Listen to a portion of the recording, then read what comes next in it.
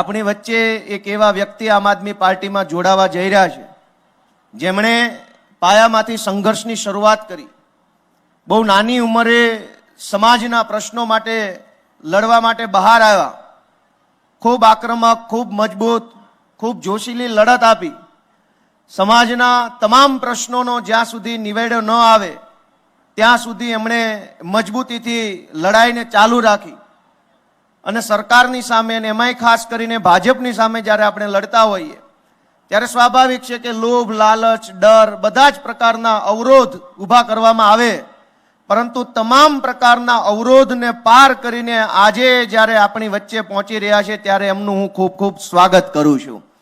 જેઓ ઝૂક્યા નથી પણ ભાજપવાળાને ઝુકાવ્યા છે, જે પોતે ઊભા રહ્યા નથી પણ ભાજપવાળાને હવે ઊભા રાખી દેવાના છે, એવા માનનીય અમારા આગેવાન શ્રી અલ્પેશભાઈ કથિરિયા આજે આમ આદમી પાર્ટીમાં જોડાઈ રહ્યા છે. હું એમનું ખૂબ ખૂબ સ્ટેજ ઉપર સ્વાગત કરું છું, માનનીય શ્રી અલ્પેશભાઈ કથિરિયા. અને એવા જ એમના સહયોગી ક્રાંતિકારી એવા ભાઈ શ્રી ધાર્મિકભાઈ માલવિયા પણ આજે આમ આદમી પાર્ટીમાં જોડાઈ રહ્યા છે. હું એમને પણ મંચ ઉપર આમંત્રિત કરીશ. માનનીય શ્રી અલ્પેશભાઈ કથિરિયા અને માનનીય ધાર્મિકભાઈ માલવિયા આજે આપણી વચ્ચે જોડાઈ રહ્યા છે. જોરદાર તાળીઓ અને જોરદાર જોશ સાથે આપણે ભાઈ શ્રી અલ્પેશ કથિરિયાનું સ્ટેજ ઉપર સ્વાગત કરીએ. ભાઈ શ્રી અલ્પેશ કથિરિયા, ભારત માતા કી. અલ્પેશભાઈ तुम आगे बढ़ो.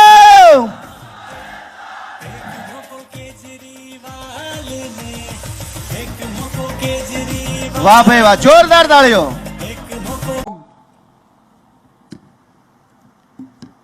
मुट्ठी बंद करेंगे, हाथ ऊपर करेंगे और पूरे दिल से बोलेंगे भारत माता की, भारत माता की. इनकलाब, इनकलाब, वंदे वंदे. और एक बार जोरदार नारा लगाएंगे, वलाराम बापा की, वलाराम बापा की. केम छो? मजामा. आज मुझे बेहद खुशी है, आम आदमी पार्टी का परिवार खूब बढ़ रहा है, रात दिन खूब तरक्की कर रहा है. मैं सबसे पहले अल्पेश भाई और धार्मिक भाई का आम आदमी पार्टी में स्वागत करता हूं. युवा नेता हैं दोनों और भारत का भविष्य युवाओं के हाथ में है. संघर्षशील नेता हैं जिन्होंने युवाओं के हक के लिए बहुत लंबी लड़ाई लड़ी, लंबा जेल गए, बहुत संघर्ष किया. मैं आप दोनों का स्वागत करता हूं. आप सब लोगों को एक और समाचार देना चाहता हूं. अभी मैं भावनगर से आ रहा हूं. वहां पे राजू सोलंकी जो कि कोली समाज के और बाकी सभी समाज के बहुत बड़े नेता हैं, उन्होंने भी आज आम आदमी पार्टी में वो शामिल हुए. उनका भी मैं बहुत बहुत स्वागत करता हूं. आज अभी आप लोगों ने देखा कि आम आदमी पार्टी की ईमानदारी और उनकी नीतियों से खुश होकर अभी 10 काउंसलर जो हैं यहाँ के, उन्होंने भी आम आदमी पार्टी में शामिल हुए. उन सबका भी मैं स्वागत करता हूं. पूरे गुजरात में इस टाइम कुछ गजब हो रहा है. चारों तरफ बदलाव बदलाव. जिससे पूछो इस बार चुनाव में क्या होगा, बदलाव बदलाव, परिवर्तन परिवर्तन. बदलाव की आंधी चल रही है पूरे गुजरात में. किस किस को बदलाव चाहिए, जरा हाथ खड़े करके बताएं. सबको बदलाव चाहिए, सारे गुजरात को बदलाव चाहिए. तो मैं आप लोगों के लिए एक खुशखबरी लेके आया हूं. केंद्र सरकार ने अपनी खुफिया एजेंसी भेजी है गुजरात में. आईबी का नाम सुना आप लोगों ने?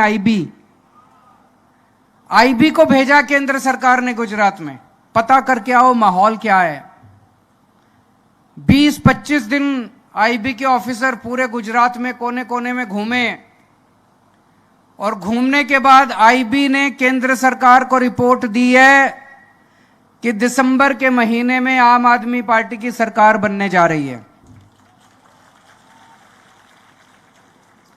लेकिन आईबी ने यह भी बोला है सरकार तो बन रही है पर अभी किनारे पे है, मार्जिन पे है। 90-92 सीट आ रही है, जीतेंगे लेकिन 90-92 सीट आ रही है। देखो 90-92 से काम नहीं चलेगा, ये बड़े खराब हैं, ये तोड़ देंगे सरकार को, गिरा देंगे सरकार को। हमें 150 सीट चाहिए, 150 से कम सीट नहीं आनी चाहिए। दिल्ली में दिल्ली वालों ने इनके सारे रिकॉर्ड तोड़ दिए। 70 में से 67 सीट आई थी, 67 सीट 70 में से। आम आदमी पार्टी की 67 सीट, कांग्रेस की 0 सीट, भाजपा की 3 सीट, 70 में से 3 सीट। पंजाब के चुनाव में 117 में से 92 सीट आम आदमी पार्टी की, 92। भाजपा की 1 सीट, 117 में से 1 सीट भाजपा की पंजाब में। इस बार आप गुजरात वालों पंजाब और दिल्ली दोनों के रिकॉर्ड तोड़ दो। 182 में से 150 पार करनी है। स्थिर सरकार बनानी है, मजबूत सरकार बनानी है, ताकि अगले 5 साल में खूब काम कर सके हम लोग, खूब काम कर सके। तो सरकार बनने जा रही है दिसंबर में, 15 दिसंबर को सरकार बनेगी। सबसे पहला काम करेंगे, भ्रष्टाचार खत्म करेंगे। करना है कि नहीं करना है? इतना लूटा है इन लोगों ने, इतना लूटा है 27 साल में। कहते हैं गुजरात सरकार घाटे में चल रही है। अरे घाटे में क्यों चल रही है? कहां गया सारा पैसा? इतना आप लोग इतना टैक्स देते हो, रोटी खाते हो तो टैक्स लगता है, दूध पीते हो तो टैक्स लगता है, दही खाते हो तो टैक्स लगता है, चाय पत्ती पे टैक्स लगता है, मोबाइल फोन पे टैक्स लगता है, पंखा चलाते हो तो टैक्स लगता है, डीजल लेते हो, पेट्रोल, हर चीज पे टैक्स लगता है। अरबों खरबों रुपया आप लोग देते हो इनको टैक्स में। कहां गया सारा पैसा? खा गए सारा पैसा। एक एमएलए आपका, मुझे पता चला कि चुनाव के पहले उसके पास 4 एकड़ जमीन थी, चुनाव के बाद 5 साल के बाद उसके पास 1000 एकड़ जमीन है। 1000 एकड़ कहां से आई सारी जमीन? एक और एमएलए है, चुनाव के पहले किसी दुकान पे 2000 रुपए महीने की नौकरी करता था, 5 साल में 20,000 करोड़ का मालिक हो गया। 20,000 करोड़ कहां से आया सारा पैसा? इतने बड़ी बड़ी प्रॉपर्टी बना ली इन लोगों ने, इतने मकान बना लिए अपने नाम पे, अपनी बीवी के नाम पे, अपने बच्चों के नाम पे, बच्चों के नाम पे, जो पैदा नहीं हुए उनके नाम पे भी प्रॉपर्टी खरीद ली इन लोगों ने। लूट लिया इन लोगों ने गुजरात को 27 साल में। आम आदमी पार्टी की सरकार बनेगी, जितना पैसा खाया इन लोगों ने, इनके मुंह के अंदर हाथ डाल के इनके पेट में से सारा पैसा बाहर निकाल लेंगे हम लोग। छोड़ेंगे नहीं इन लोगों को। एक एक पैसे का हिसाब होगा।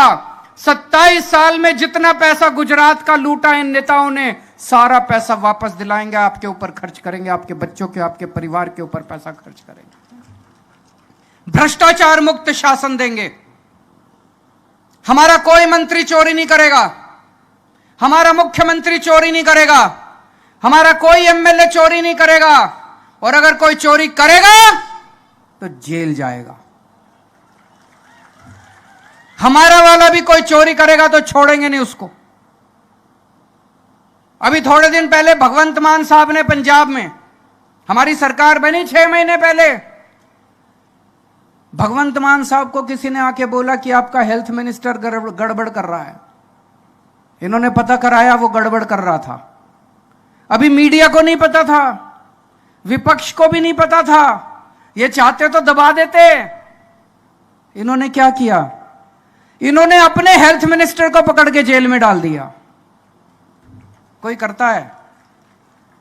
इस कलयुग के जमाने में कोई मुख्यमंत्री अपने हेल्थ मिनिस्टर को पकड़ के जेल में डालता है? कोई और मुख्यमंत्री होता तो कहता कितने कमाए, थोड़े मेरे को भी दे। इन्होंने उसको पकड़ के जेल में डाल दिया। कट्टर ईमानदार पार्टी है आम आदमी पार्टी, कट्टर ईमानदार सरकार है आम आदमी पार्टी की। हमारा भी कोई चोरी करेगा, मेरा बेटा भी चोरी करेगा, छोड़ेंगे नहीं उसको। मेरा भाई भी चोरी करेगा, जेल जाएगा, किसी को छोड़ेंगे नहीं। भ्रष्टाचार मुक्त शासन देंगे। एक एक पैसा गुजरात सरकार का आपके परिवार के ऊपर खर्च होगा, आपके बच्चों पे खर्च होगा, आपके भविष्य के ऊपर खर्च होगा। आप सरकारी दफ्तर में जाते हो काम कराने के लिए, राशन कार्ड बनवाना है, जाति प्रमाण पत्र बनवाना है, आधार कार्ड बनवाना है, वोटर कार्ड बनवाना है, बिजली कनेक्शन लेना है, पानी कनेक्शन लेना है, कुछ भी काम कराना है, पैसे देने पड़ते हैं कि नहीं देने पड़ते? रिश्वत देनी पड़ती है नहीं देनी पड़ती? पंजाब में नहीं देनी पड़ती, दिल्ली में नहीं देनी पड़ती। 15 दिसंबर के बाद गुजरात में भी आपके सारे काम बिना रिश्वत के होंगे, आपसे कोई पैसे नहीं मांगे, बिना पैसे के आपका काम होगा। और ऐसी व्यवस्था कर देंगे आपको दफ्तर जाने की जरूरत नहीं है। आप फोन करना, घर आके सरकारी अफसर आपके घर आएगा आपका काम करने के लिए, आपका घर आके काम करके जाएगा। दिल्ली में हमने एक फोन नंबर जारी किया है, आप फोन करो, बोलो कि मेरे को राशन कार्ड बनवाना है, मेरे को बिजली कनेक्शन लेना है, सरकार से एक अफसर आपके घर आता, आपका काम करके जाता है। गुजरात में भी यही व्यवस्था कायम करेंगे दोस्तों। पिछले कुछ महीनों से हम लोग गुजरात आ रहे हैं, बहुत प्यार मिला हमें गुजरात के लोगों से, बहुत ज्यादा। कोई कहता है अरविंद जी आप भाई की तरह हैं हमारे, मैं आपकी तरफ देखता हूं तो मुझे भाई की याद आती है। बुजुर्गों से मिलते हैं, वो कहते हैं बेटे की तरह आप हमारे हैं। हमें लोगों ने अपने परिवार का हिस्सा बनाया है, इतना प्यार दिया है, इतना प्यार दिया है। मैं आप लोगों से पूछना चाहता हूं, कौन कौन मुझे अपना भाई मानते हैं, अपने परिवार का हिस्सा मानते हैं? जरा हाथ खड़े करें।